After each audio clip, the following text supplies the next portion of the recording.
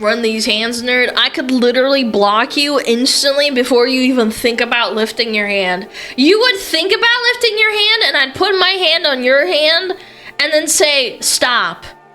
And you'd be like, what? And I'd be like, you thought about lifting your hand. I already knew what you were gonna do. Yeah. She'd just sit on you. Okay, man. Alright. Okay, I'm gonna crash out. Anyway, IGN has completely crashed out. What a surprise. Dog shit gaming journalism. Holding hands? No, that's lewd. Never did I ever think I would see the day that we would see a games journalist crash out on social media and just say the quiet part out loud. That they are going to reduce the scores of games in the future if those games do not align with their personal politics or their personal ideology. Thank you for the 10! Thank you! It's never been said until now. We live in a world with such little accountability and responsibility. Yep. That what happened to professionalism? Where did it go? What happened to just doing your job? How do you not recognize that when you are in a public forum and you are using the credentials of your employer at IGN, at PC Gamer in your bio? Many such cases of game developers going absolutely crazy and insane on Twitter, and then having the handle of Xbox or PlayStation or whatever, I can't name it off the top of my head, but many such cases of crashing out on public forums and still having your handle attached to it. That's crazy. You are representing that company. You are using their authority that they have given to you, and you are using the engagement that has been afforded to you because of your relationship with them to go out and propagate your ideas and say these kind of things. That reflects on them. That reflects on your fellow writers. Yeah, the good though. Oh my god. You don't care about that. I'm going to be honest with you guys. I don't understand how people can even come to this. I don't understand how they could think. That's because you're a relatively rational person with flaws that can have self-reflection. Even if you disagree with someone, maybe we disagree on certain things, you still wouldn't call me slurs and tell me to go get a rope just because you disagree with me on something. I would hope this guy wouldn't do that because he's reasonable and has the cognitive sense and understanding that maybe some people disagree with things he says. Yeah. It's something like this is acceptable. What? And it makes a lot of sense as to why a lot of people don't find game journalism all that relevant anymore. Because they see that they don't respect their job, they don't respect their fellow writers, and they definitely... Can I just... Hold on, I'm really sorry. I apologize for pausing. Why is video game journalism very common in the West? I don't see a lot of video game journalism anywhere else, to be completely honest. It's just America and Europe, basically. And not even all of Europe, just select countries. They don't respect their audience. They're constantly trying to attack them. They're pridefully admitting an abuse of power. They're done. It's over. They're cooked. They're crashing out. Today, what we're going to do is we are going to talk about video game journalism insanity and why the echo chamber that this industry has built for itself is now going to be its downfall. I'm never going to run out of content. But before that, I need to thank you guys, because if it wasn't for the support that you showed during the last displayed sponsor, well, they wouldn't have come back for a second round, and I wouldn't be able to feed my growing hunger for these texture designs. Look at this thing, dude. It is so cool. Display's texture designs take things to an entirely new level with tactile 3D contours and select matte and gloss finishes. You can feel the details in these. This is not just a poster. This is a piece of art. If you want to be a truly refined human being, you need to have these on your walls. I recently picked up their licensed Magic the Gathering stained glass mana symbol set, and it looks incredible. And there's so much more to choose from pop culture icons like Star Wars and Marvel to gaming franchises like Elden Ring and Warhammer. These posters are unlike anything else. And just like their classic designs, Texture energy, uses that whatever it's same called. easy magnet mounting system. No tools, no wall damage. You can swap them in and out whenever you want to. Plus, That's now they're available in cool. larger sizes, so you can make an even bigger. You know what? I'll admit that's actually really nifty because if you don't own a house and you're renting, you can't decorate the walls or anything. It sucks. Statement on your I like wall. that. That's For a neat. limited time, That's you can neat. snag Texture designs at discount. Click the link in the Oh, it's description below mana. or Yeah, head to you're right. It's display.com mana. and use my The code energy. LEGENDARY at checkout to get the best deal. This offer won't last forever, so don't miss your chance to grab some of these premium designs at It's an unbeatable expensive. price. Games journalism used to mean something. It was Yeah, supposed but to it's be also about expensive keeping to players repair informed, walls. holding developers accountable, and Be exposing fair. bad business practices. Back in the day, if a game sucked or it launched in a broken state, you could count on games media to tear it apart in their reviews. Heck, you were looking forward to it. That's just not the case anymore. Somewhere along the way, they just stopped working for us. Now, instead of protecting players from bad games, they're protecting bad games from players, protecting studios and developers from their audience, or they've just fully switched to political propaganda. It didn't happen overnight, but the shift is undeniable. The political propaganda when Wukong was coming out was insane. Everybody was shitting all over it and calling it a CCP game. They kept saying stuff like, it's got CCP propaganda. It's not a good game. You're allowed to say don't play a game because it's made in China. You're allowed to say that. I think that's freedom of speech. However, lying explicitly is just beyond me. Instead of giving honest Yeah, you're reviews, allowed to journalists not have buy become something cheerleaders for the that industry was and made their in own China. biases and ideologies. Not good games, not for the customers, not for the people that are supposed to be reading these articles in the first place, but for themselves and their own egos. Instead of being our voice, like they used to be before, they started talking down to us, devaluing our opinions, and Gamers are terrible people. Chat, you're terrible people, but you're my people, and I like you, so it's okay. Yeah, you like me too, right? trying to teach those toxic gamers a lesson. Yeah, the players are no longer customers to be informed, but they are dissidents to be educated. You've seen the headlines, you can feel the vitriol, and it's led players to believe that they're alone. They're on their own. Nobody's fighting for them. Nobody is in their corner. And those who used to be an ally, those who used to share their perspective, have tried to take control of our beloved hobby for their own self-serving goals. Outside of a handful of journalists, I've just reached the point where I cannot trust game review scores anymore. Dragon Age the Veilguard was hailed by reviewers. Black Myth Wukong was character assassinated. Black Myth Wukong isn't even good, but that won't stop Chinese nationalist and anti-woke sales.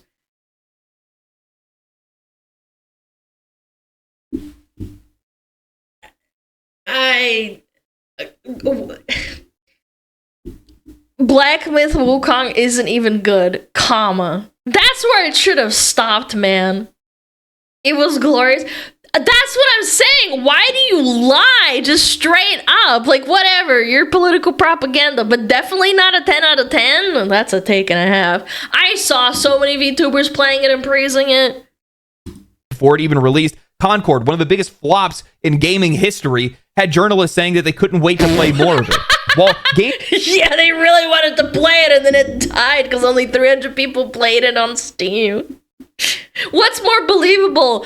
The game about a mythical monkey set in ancient China in a fantasy setting? Or Concord that has 300 people playing it because it's not even a good Overwatch ripoff? Gee, I wonder which one I'm gonna pick.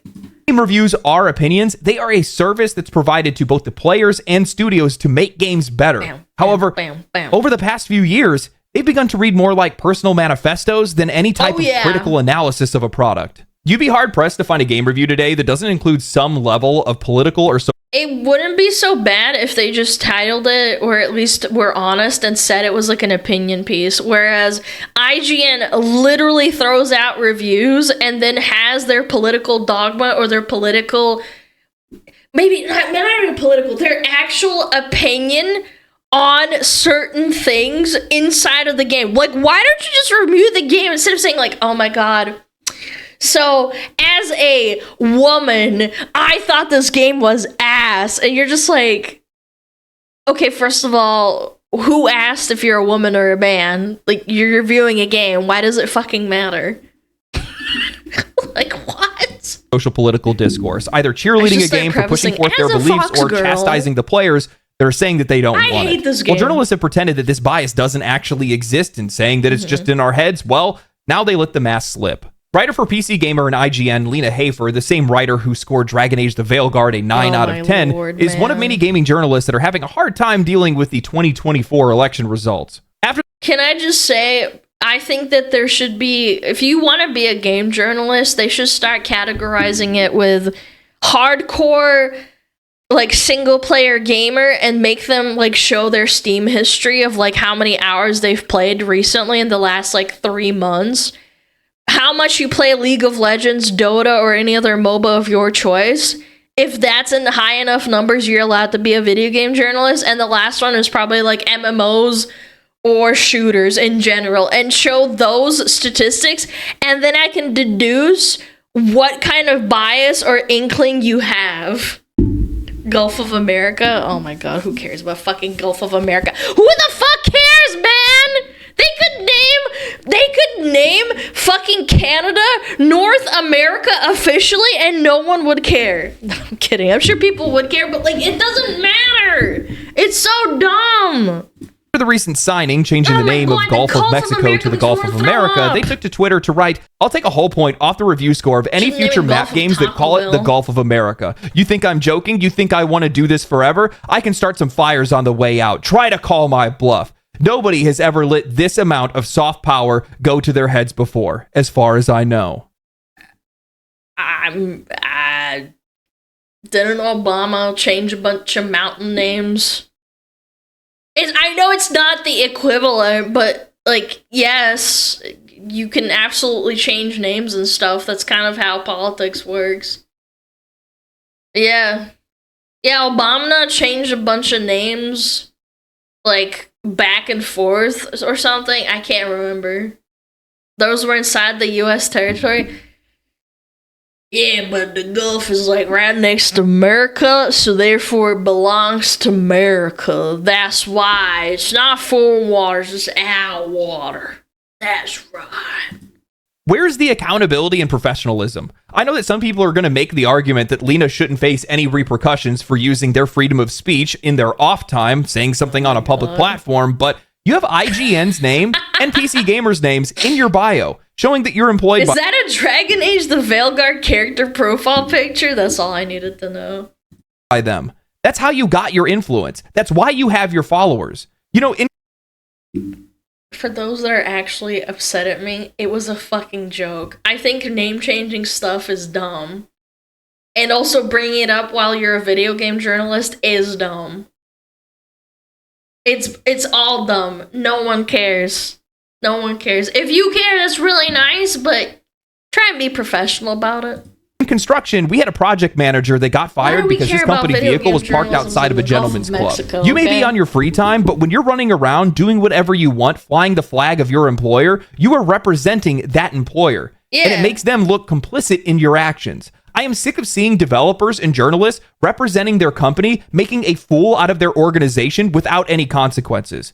What is going on here? Do they not realize the irony of their soft power statement when they themselves are threatening to use their power as an industry analyst to penalize and attempt to reduce the sales and impacts of games to hold companies accountable to their self-imposed purity test for something that is now legally named the Gulf of America? These journalists never take the time to self-reflect. They are so captured by their own... Why does it matter if they're reviewing video games? I totally get why people are upset. You're allowed to. That's your prerogative. You're an everyday, like, Joe Schmo. Freaking, it doesn't matter. Name it the Gulf of CUM. Cuba, US, and Mexico. Dude, that would be so strong. That would be a power move and a half. What I was trying to say is, it doesn't matter. It doesn't matter to them, man. Own ego and main character syndrome that they are oblivious to the consequences of their actions or how it reflects on their employers. Piss everyone when a games journalist just openly admits that they would punish a game based on their own personal beliefs rather than the actual quality of the product, it confirms exactly what players have suspected for years. Game reviews are no longer about games. They're about pushing narratives, exerting influence, and trying to control the industry. No wonder they lost their minds when Black Myth Wukong developers wouldn't respond to their allegations, because they need that. Because they were false allegations. They actually did the right move too. If someone just straight up lies about you, it's better not to address it at all unless it like reaches an insane boiling point. You have to let it simmer. You know, like a soup. Like, don't let it run away, and then eventually it'll taper out. Yeah. Power. They need that influence. They can't have these developers that are stepping out of line. This isn't about one writer having a meltdown on Twitter. This is an entire framework of modern gaming media. These journalists are trying to shape public perception, to influence sales, and to try to determine exactly what games are considered acceptable to them. Dude, and while the relevance is waning, it's still there. And if they're willing to dock points on a review for something as trivial as developers following a legal name change, what else are they willing to manipulate? It opens the door wide to every conspiracy theory under the sun, and it leads me to believe that their beliefs are exactly what have ruined games today. Maybe this is why so many games feel the same, why studios prioritize I bet you if they reviewed Metal Gear Solid, they would find some fucking ridiculous nuance to like directly parallel everything instead of looking at it as a video game and like disregarding if it was badly written, if it had like political agenda involved in it, they would try and liken it to like real life. Like a 1-to-1. I know that Metal Gear Solid is it is a parody. It is for funnies. It is. I totally get it. But it's not in your face. That's the point. It's a joke. For the most part. It's a little bit 1-to-1, but you know, it's mostly a joke. Theology over creativity, and why we have felt that our needs aren't being met or understood. Because once game reviews stopped being about informing players and started being about teaching lessons, they ceased to be reviews at all. They became propaganda, a system used to exert influence over a medium. How many times have you guys heard, those toxic gamers believing that we're trying to control the industry, ruin their games? You wonder why people don't respect you when you don't respect the intelligence of your audience. You don't even respect your audience at all. Heck, you don't even respect your own coworkers for that matter when you act like this, when you say things like this. You wonder why you're losing relevance. You are ruining your own industry. You're deleting your own job. You know, it is mind-blowing to me that this started back in like 2018 or 2016. When people started to point it out, and it went absolutely crazy. And now we're like here, like, what, almost 10 years later? Not long ago, I made a video that was titled, "These Game Developers Are Ruining Their Game." And in it, I showcased a bunch of different interactions of game developers talking down or attacking their audience, espousing their ideologies, political ideologies, social political ideology, whatever it might be, and crashing out, making themselves look like a fool, and by extension, making their employer look like a fool. That same issue is happening in games journalism today, if not worse. What's the saying? Don't talk politics or religion in polite company. That's professionalism. I think when you put the kind of stuff on your sleeve, like, for example, I've had an instance like that before. When I was looking for a new apartment, I came up to a woman and I was like, oh, you know, this place is nice. And they were asking me what do I do for a living, because they have to assess like your income and stuff. And, you know, I was like, oh, you know, blah, blah, blah, blah, blah. I give them some story. And then they were like, oh, well, who did you vote for back in like 2016? And I'm like, what the fuck? Like, that is so out of left field. Like, excuse me? Like, we just met? Like, are we okay? It was just like, what? By the way, the topic was like completely like out of left field for me. We were not talking. I think we were maybe talking about like zoning laws. It was zoning laws on like the area that I was looking at. That's like a pretty normal thing to talk about when you're moving. And I was like, oh, you know, blah, blah, blah, blah, blah. Look at all these houses with the zoning laws. And she was like, oh, so who did you vote for? And I was like, what the fuck kind of question is that? And I did not go to that house again. I was like, what the hell? I'm out of here. I'm not going to talk to you. Again, just like, what is that professionalism?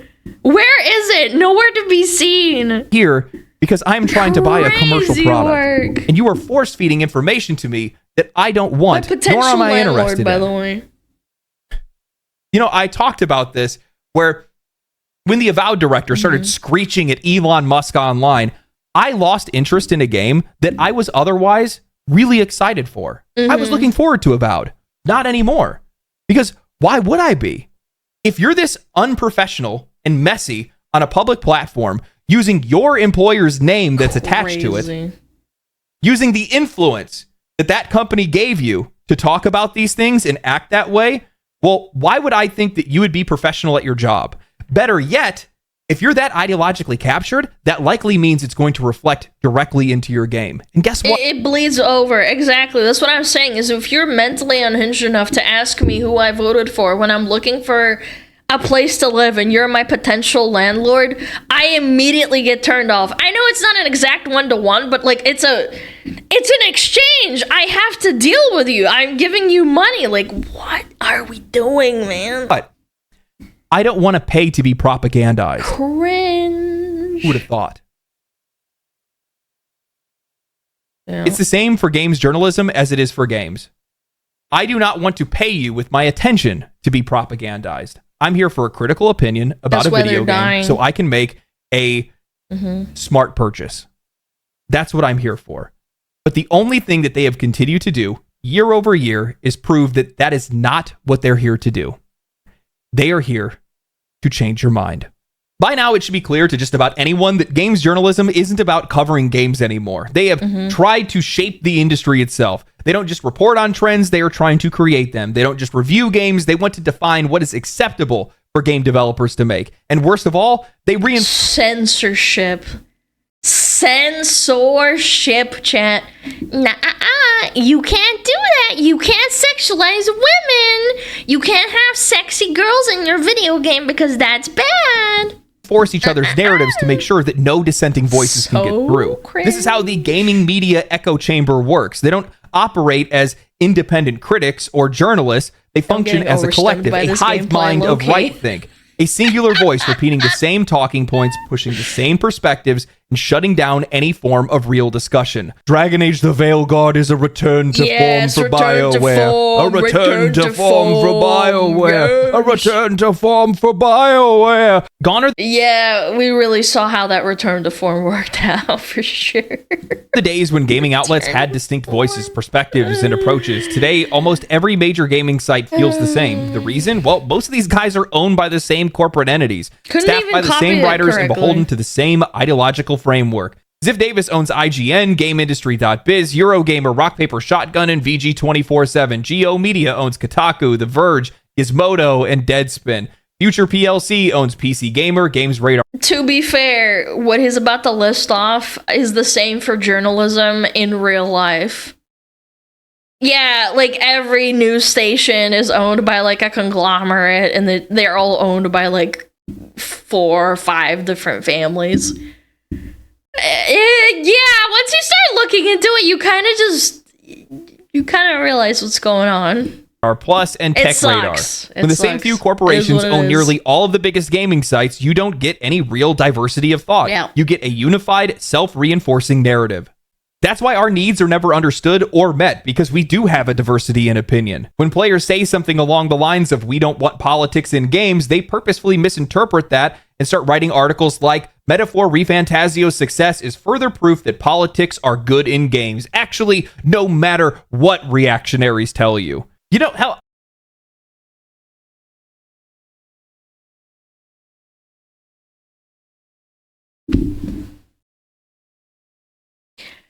Does this mean Fallout 3 is a heavily political game?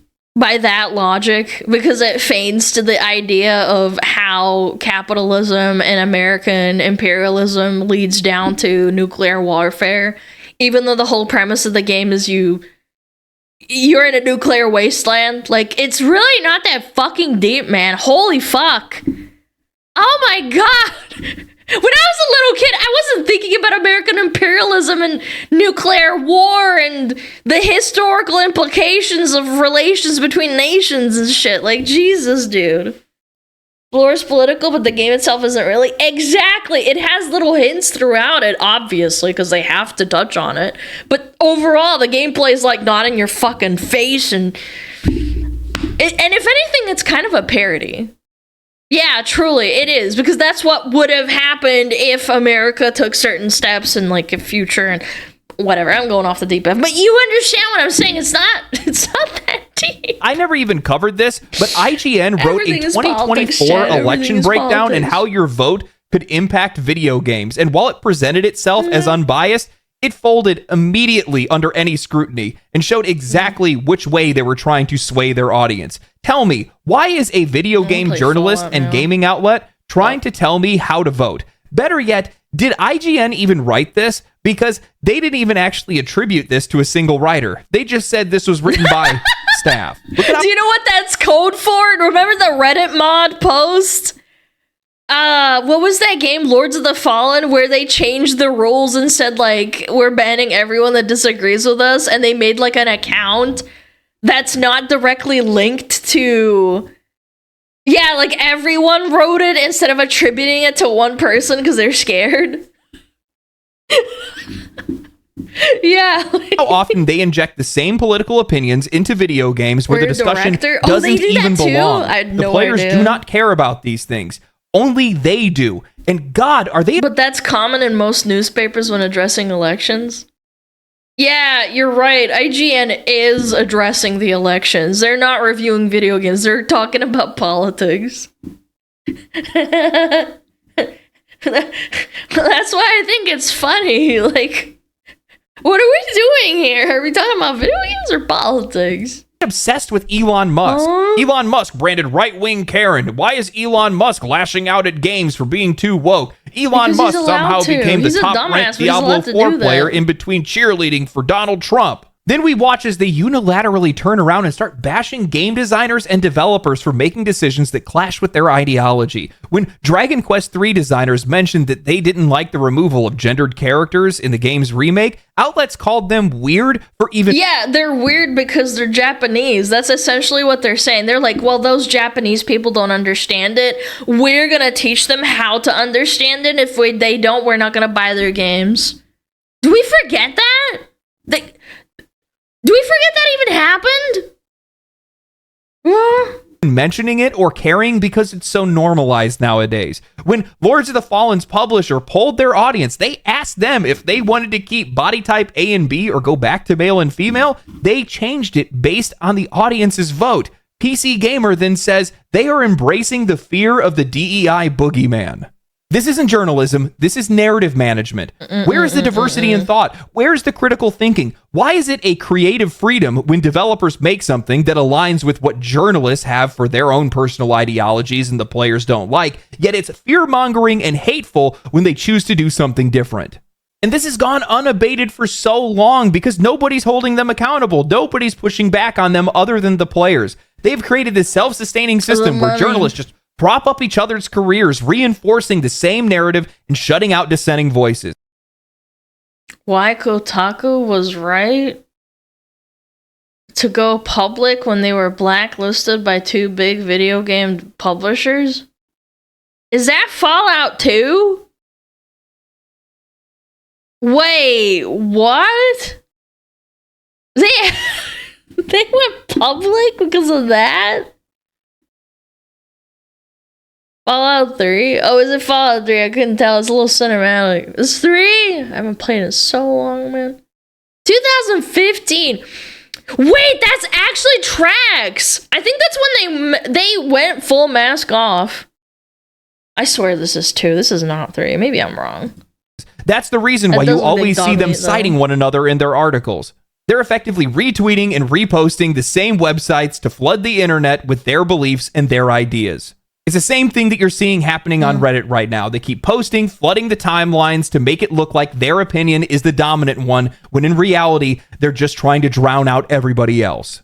That's what's helped created this facsimile of power, and it's arguably created such a hostile environment for players and developers. And I would argue that's what's led to so many games being ruined over time. Developers believe that the media has influence. At least that's what it looks like to them. That's why you always hear them talk about how happy they are that games reviewed well before they even ever talk about how the players like the game. Honestly, that's more of a call sign for me to know that the game probably isn't any good. I can't stand the fact that players are not allowed to...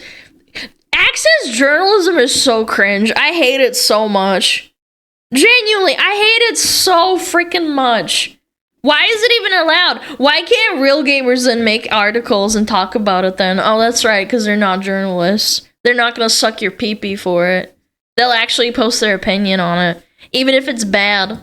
Good. I think that we've had years of games being made for journalists rather than the players because there has always been this unspoken threat. If your game doesn't align with our worldview, well, then we're probably going to dock points from you. If your studio doesn't play nice, well, then we're going to write negative stories about you. If you refuse to engage with us, well, then we're going to have to create some type of controversy. They tried to brand Baldur's Gate 3, the CEO of Larian, as being a fucking asshole because he said, essentially, I'm paraphrasing, but he said, we're not here to have a political agenda. We're here to make video games, and that's it. I think he even said it softer than what I'm paraphrasing. He said something really soft and pretty, well-spoken at the time. And people gave him shit for it. You have to talk about politics. It's your duty. He also said not to nickel and dime gamers. Yeah, well, that's bad. Yeah, they were trying to smear him, and I was like, what the hell? Around you, even if none exists. Think about how this shapes the games that we get. Why do so many AAA games feel the same? Well, because the devs are designing the game with critics in mind, not the players. Why do games increasingly have corporate-approved political messaging? Well, that's because journalists will punt. Lacking in inclusivity and diversity. A game about mythical Chinese animals fighting each other and gods. In China. Set in China. A monkey as the main character. Punish them if the game doesn't include it. Why do so many devs grovel and apologize at the first sign of controversy? Well, because they know gaming media will not give them a fair shot otherwise. The funny thing is, this is what has become a deciding factor when it comes to whether or not a game does well or it doesn't. The games that ignore the media, they are the ones that are finding success. The studios that haven't, and the people that still believe the media holds power and influence, well, they're creating games for a non-existent audience. I think it's developed a creative wasteland where developers are walking on eggshells, forced to cater to a small group of ideologically aligned journalists, and they're making games for them rather than the people that actually buy their games in the first place. This is why games feel less daring, less risky, and more formulaic. It's because these people with their soft power in gaming don't reward creativity, they reward compliance. For many years, gaming journalists held a very privileged position within this industry. They were the gatekeepers, the taste. I remember Baldur's Gate 3 got shit for being too violent because you could kill off pretty much all the characters. Not all, every single one, but 90% of them, the majority. all the schizos on Twitter were like, oh my god, you can kill Asterion. Asterian's kind of gay, isn't he? And so is Gale, so therefore you're killing gay people. And you're like, ha ha ha, I can kill everyone. It doesn't matter who they are. Ha ha, true roleplay RPG fucking moment. But no, it's about politics for some reason. A 1-to-1 to real life. Makers. They could make or break a game by covering it. They could promote them, and they were the ones that brought them to an audience. They could dictate who was worthy of praise and what was destined to fail. They could control the flow of information, shape public perception, and for a time, it worked. Developers listened to them and players trusted them, but that trust is gone. No. Not because of gaming journalism as a whole, but because of a toxic few that have compromised their integrity, built an echo chamber, and alienated the very people that they're supposed to serve. Instead of reporting for the audience, they started reporting for each other. Instead of informing the players, they started lecturing them. Instead of reviewing games, they started enforcing ideological purity tests. And that's another thing that irks me, but then again, real life media does this too. They regurgitate each other and you don't actually get a sensible view anymore. They just repeat each other and what they said and they point fingers at one another. And it's that source came from the other article that's about this and that's my source instead of it actually being something substantial, grounded. I remember in school I got told off for citing references that aren't actually references, and now we're doing it in real life as adults. And it's kind of crazy to me, because they can get away with it. The result, a slow, painful collapse. Website traffic is dropping every year. Social media engagement is shrinking. The only thing that's keeping some of these sites afloat is the ad revenue that they're getting from monetizing game trailers on YouTube. But even that's starting to slip as publishers are starting to cut out the middleman and just post it directly to their own channels. Players don't need gaming journalists anymore. They've ruined that relationship with their own egos. They watch YouTubers who actually engage with the games. They follow Twitch streamers whose reactions are real and not scripted. They find independent reviewers on Substack or Patreon who aren't beholden to corporate interests. The media... And that's why they're upset at gamers. They're so upset at them. They're upset at Video Game Donkey. They're upset at Asmongold. They're upset at everyone else in between that's like on the spectrum of opinions because they're not getting money from them. They're like, fuck those YouTubers. It doesn't dictate the conversation anymore. The players do. More game developers are starting to make games for players, not critics. More Eastern studios are breaking into the global market, immune to Western media's influence. More publishers are starting to realize that the power of reviews is diminishing and word of mouth is king. Player reviews are king. They can scream, they can cry, they can double down on their activism and their echo chambers. Another really great example is Misade popping off. It's an indie game published by 2 Russians, and people were trying to hijack it and say you shouldn't buy this game because of like the war and shit. But people thought that the game was so well made that they did not care and they bought it. And some people even made jokes. It's like, because Stalker came out around about the same time, like a month or 2 before Misade did. And they said, okay, I'm going to go buy both and it's going to cancel each other out. I thought that was funny.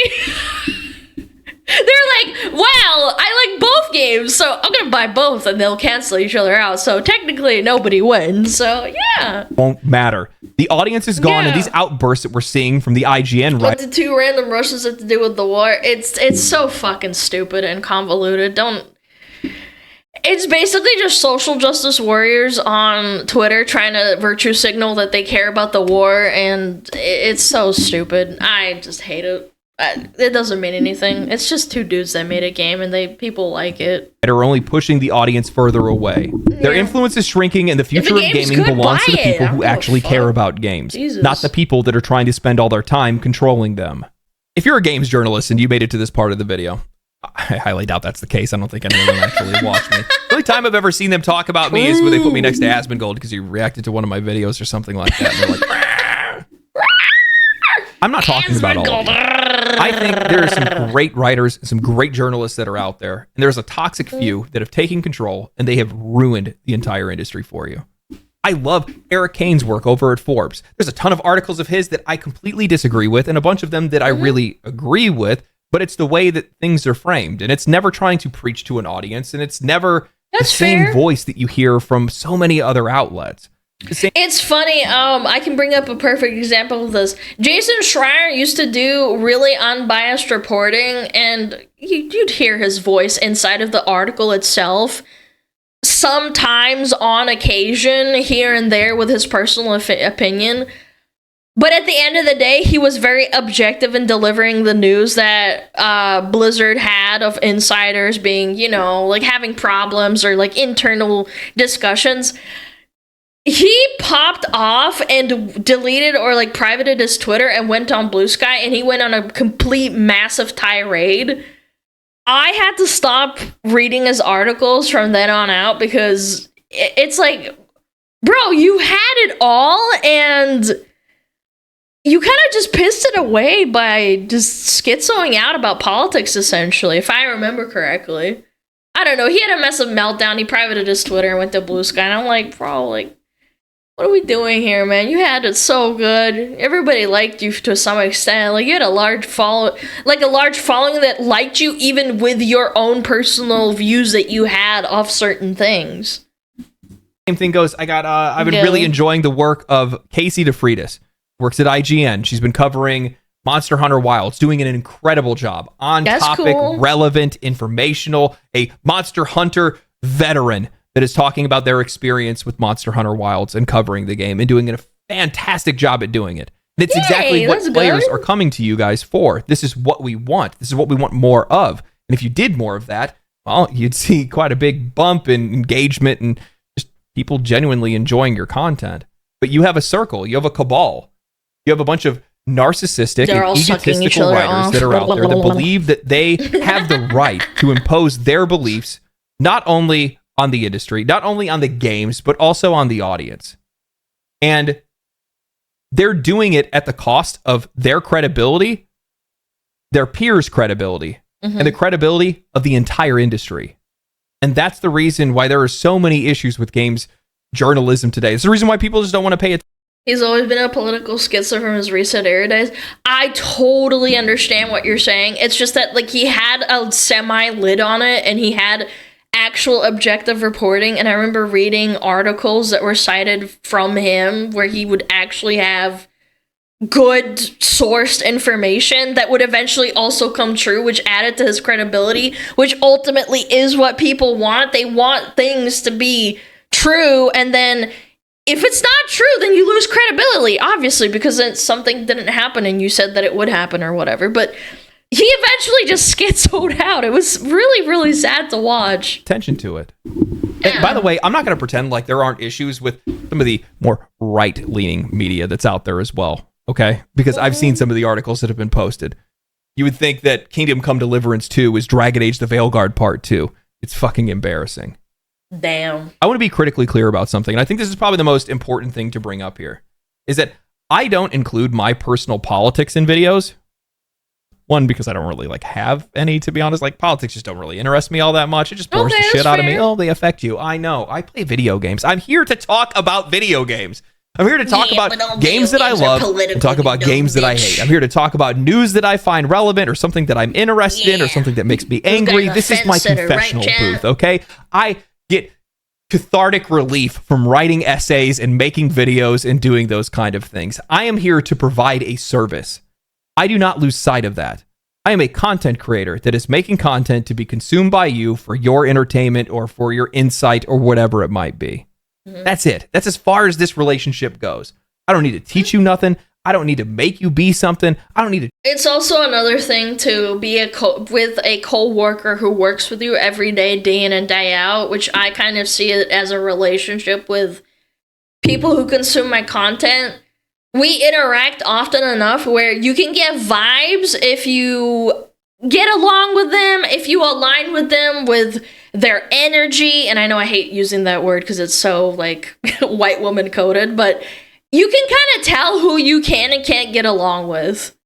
You just can't. It's definitely, like, all a feeling thing, and it's cringe, but you know what I'm saying! You know what I'm saying!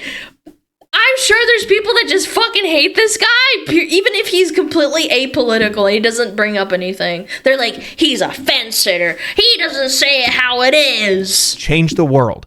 I'm just here having a good time. Aura. Yeah, that's all it needs to be. And I think the vast majority of the industry and a lot of these writers have completely lost sight of that. And instead, well, they just think it's a vehicle to drive whatever their ideology is. And that's what they've been using it for. They've hijacked the industry to use it for that purpose. And that's a problem. And it's the same in games as it is in games journalism. Because your stance, this is not your place to make a stance for your ideology or your political leanings or whatever it might be. These are commercial products. This is a service. This is a product and service industry. We are buying video games and then we are going to somebody else to hear about those games or to understand them better or to have them reviewed or whatever it might be. You're the quality control. Journalists are the quality control, but that service isn't being served. And that's a problem. Oh my God, Katie. You know, call me a traditionalist. Can't talk. Call me a prude. But when I see people like Lena go out on social media and say shit like that, like, the lack of professionalism just really bothers me. Like, I feel like people really crave that. It's not even crave. I think people expect it. They don't expect. People, I have to interject here. Some people can handle it better than others when you show a slight modicum of being edgy or making jokes about certain topics that might make them feel uncomfortable or remember that they live in reality. That's why I think there's a lot of people who like HoloLive. For example, they're like the standard for basically idle VTubing. They are not allowed to even joke about certain things, even if they say it's a joke, because it makes people uncomfortable and their fragile little brain like explodes and they don't like that. And that's fine. Like, that's their business. But that's kind of how it is. And there's also some people that hate the sterility of just not being able to joke about anything. And then there's like, we joke about everything and we don't give a fuck. And people like that. It's a matter of taste at the end of the day, to be fair. They don't expect people in positions of authority to act like that. And when you're a game reviewer, you are in a position of authority because you do, in a way, shape the discussions around these games. You shape the reception of those games. And you ultimately will shape the destiny of some of these studios in some cases. While, yeah, I know reviewers aren't as relevant as they were, many years ago, they do still have some relevance. BioWare. Not as much as before. Probably a heck of a lot less now. But, yeah. Anyway. Thank you guys for watching the video. If you guys enjoyed the video, found it useful in any way, like the video, subscribe to the channel, share it with your friends, comment down below. Follow me on Twitch. The link is down below. Follow me on Twitch. You heard the man. Anyway, stay cool, stay righteous, stay safe. Catch you in the next one. Peace. Bye. Thank you for letting us watch it. Family. What the fuck? Family. That's Chad right there. Below. Chad, that's you. Family. Family. Family. Family. By the way, that Fallout screenshot, I was only saying it was Fallout 2 because there are cinematics that are very low quality that look like that from a distance. I am very much a Fallout nerd. Shut up. I know what I'm talking about. That's why I said Fallout 2. Anyway, family, chat. Lubbers.